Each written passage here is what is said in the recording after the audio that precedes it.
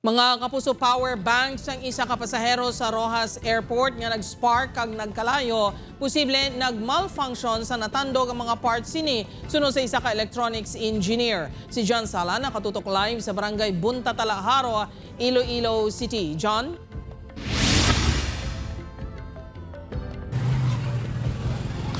Jerd, sa may mga power bank dira, abiso sang isa ka eksperto nga likawan nga masami ini mahulog o kon ma-overcharge. Bangod posible ini mangintunaan sang pag-malfunction sang ila power bank. Pareho sa natabo sa isa ka pasahero sa airport sa Roxas City.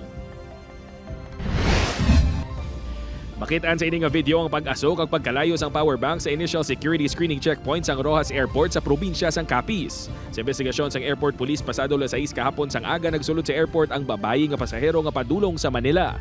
Nakita sa scanner ang dala sini nga power bank sa iya hand carry baggage gani ginpakuha ini sang security personnel. Natukiban nga lapaw ini sa ginatugutan nga 30,000 mAh panubo. Naglabot ini sa 72,000 mAh.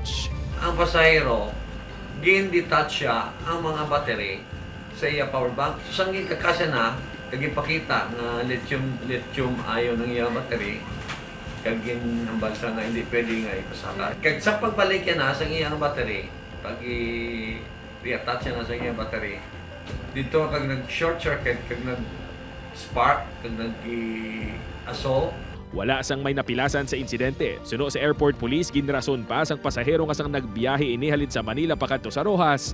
Wala man ini ginbalabagan. Matapos ang insidente ginpasugtan man nga makasakay sa eroplano pabalik sa Manila ang pasahero. Suno sa isa ka electronics engineer, posible nga may natandog o kung may sala sa pagbutang sang battery. Possibly na naka-experience na overcharging ang device. So kung gamay na lang trigger, naglagpas na siya at that point.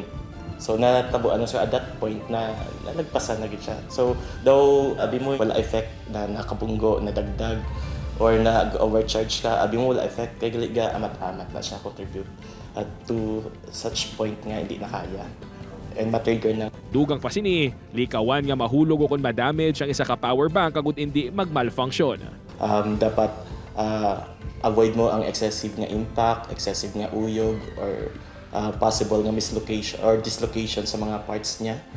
Or kay possible gamay nga misalignment lang, pwede mag-cause ng short circuit. Bangod sa insidente, magapatuman sang mas hugot nga security screening sa mga airport.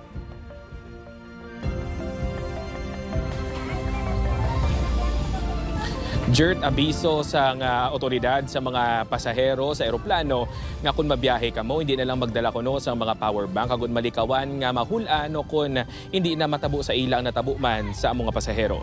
Jerd? Madamong ganyan salamat sa update, John Sala.